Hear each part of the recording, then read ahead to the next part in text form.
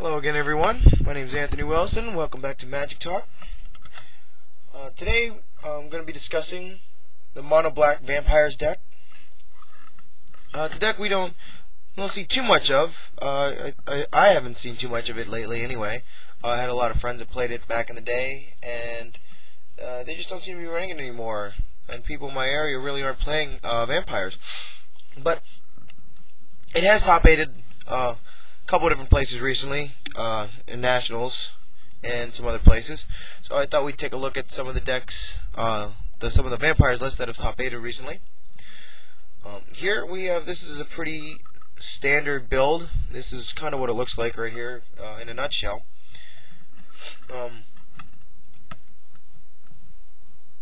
Really good matchups. In the right hands, vampires can be extremely tough to beat. As long as you got a pretty good pilot. Tendrils, making it good against red deck. Mind Sludge, making it good against control decks. Disfigures, making it good against aggro decks. All in all, it's pretty well rounded. It does run into some problems, being a monocolored deck. Can't deal with certain cards, white knights and whatnot. So there are a couple problems, but the sideboard makes up for that. Like the mono white life gain deck, the Soul Sisters deck, and white knights, stuff like that. Any aggro decks, pretty much, it sweeps the board right here with Marsh Casualties. Pulls cards out of your hand with Duress. Deathmark and Doomblade, improving the matchup against white. So it's a pretty well-rounded deck, very basic deck. Don't know if I have a lot to say about this list here, but I've heard good things about this. It just runs into small problems. A lot of my friends, they've had problems beating red deck. I don't know why they had problems beating red deck, but apparently they did. So I guess sometimes Disfigure and Tendrils isn't enough. I can imagine against Planeswalker Control, maybe giving it a little problems if you don't hit your Hex Mage. But you shouldn't do too bad against that. I guess Wrath, the Wrath effects, the Day of Judgment, and whatnot, is a good way of taking this deck down. So I'm not sure what its bad matchups are, but I know that it's beaten me quite a few times. I do know it has a hard time with Jund. So not sure what it does there against Jund. I guess it brings in Deathmark and Duress, I guess. But all in all, like I said, well-rounded deck. Very good. Here we have the Nuke Vampire, Captivating Vampire, which I think is a really great card. This card is a Vampire Lord that comes down to turn faster than Nocturnus, giving all the other vampires +1/+1 without the randomness of the card having to be a black card. I think it's a great idea. I expected it to replace Nocturnus completely, but I was definitely wrong there. But it's still really good. His second ability, pretty amazing. You tap 5 untapped vampires you control and gain control of target creature. It becomes a vampire, and it goes on and on. So this at instant speed is pretty nuts. Noticed that they're not running older builds. Used to run the 2/2 for 1 black. And I really shouldn't do these videos so late at night. Maybe I could remember the names of some of these cards. Vampire Lacerator. That's what he's called. Vampire Lacerator has been dropped completely. So I'm guessing being replaced by Captivating Vampire and Colossus Highborn. Colossus Highborn is great synergy here with Bloodghast, gaining you that life. So when my friends play the deck, they didn't have Colossus Highborn, so they probably didn't have this extra life gain. They like to run some pretty crazy builds, so I'm pretty sure it didn't look anything like this. Here on the sideboard, here we have Sadistic Sacrament. This is great card for taking out problems early on, being that you can cast it for 3. You can remove some Vengevines, remove some other Bloodghast, remove other cards that might give you a problem. Day of Judgments, some Planeswalkers. So, Sadistic Sacrament in the sideboard is a great idea, helping to get rid of some of those problem cards that vampires might have, trouble beating. So, Sadistic Sacrament is definitely a great idea for the sideboard. If you're building vampires, I highly recommend playing this card. If you are having a problem beating vampires, I recommend that you have a way of around Sadistic Sacrament. If you have your secret vampire tech in the sideboard, watch out for Sadistic Sacrament to hit you after game 1.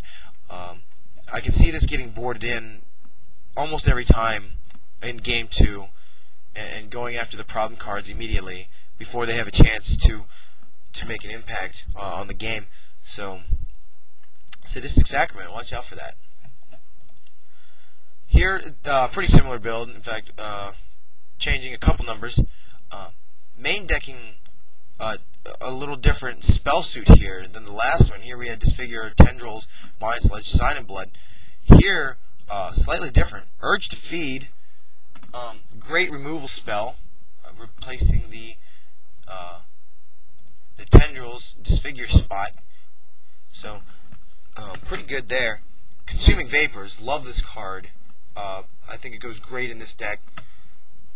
Gaining a lot of life against Baneslayer Angels and stuff like that. The decks that don't run too many creatures. Just, 1 or 2 of the big creatures. And with the Titans running around and some other big dudes being played, this is really good right now, in my opinion. Also, Inquisition of Kozilek. I'm seeing this played more and more recently. In my opinion, can be better than Duress. It'll always take out the early plays, slowing your opponent down a lot. And being that they dropped the Lacerator, so there is no turn 1 vampire anymore, Inquisition of Kozilek is a great replacement for that. Adding that touch of control and keeping your opponent in check, to keep them from gaining the advantage early in the game. So I think this is a great addition to the deck to replace the Lacerator. Also, I like the idea of running Crypt of Agadeem. I used to see builds popping up similar to this, except Hexmage going to the sideboard and main decking Bloodthrone Vampire, so that you have the Bloodthrone Vampire, Colostria Highborn, Bloodghast synergy going there, which can get a little out of hand, but it does take quite a bit of mana to feed that little combo. So, not a surprise that they're not running it, but it's still pretty techy. And Bloodthrone Vampire with Crypt of Agadeem is pretty good as well, but usually when I see this card, it goes with the cards like Mind Shatter or Consume Spirit, stuff like that. Even Suffer the Past. So, great idea putting this in the main, in a mono black deck here. This makes a lot of sense. So, I agree a lot with that, and it also helps you kick the Sadistic Sacrament early on. If you draw Sad Sack late in the game, and you have enough, you can use the to produce enough mana to kick this and pretty much tear what's left of your opponent's deck to pieces. So, great idea here, along with the Mind Shatter, because back here they were running Mind Sludge to wreck your opponent's hand. Over here, replacing that with Mind Shatter, because you can pick off more cards because you're not running as many swamps in this build as you are in some of the other builds. So, whoops, I don't want that. So, using Mind Shatter over Mind Sludge in this build is a great idea, and you're running, like I said, running Crypt of Agadeem, so able to produce that extra mana to make cost a lot higher. And, whoops, man, I'm clicking on all kinds of stuff. Also helps you get the kicked Marsh Casualties later on without using up too much of your resources, still allowing you to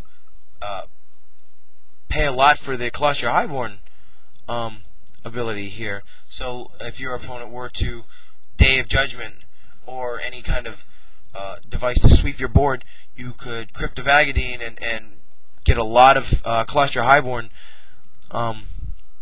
activations out of it. So great idea. If you're building mono black vampires, I highly recommend some number of Cryptovagadines in the main. Very great idea, and adds a lot more kick to the deck, in my opinion. So, yeah, this has been a quick look at the vampires list. If I missed anything, please feel free to post it in the comments below or send me a message about it. If you're building this deck and play testing it, let me know how your results have been, and good luck to you. So thanks for watching, and we'll see you next time.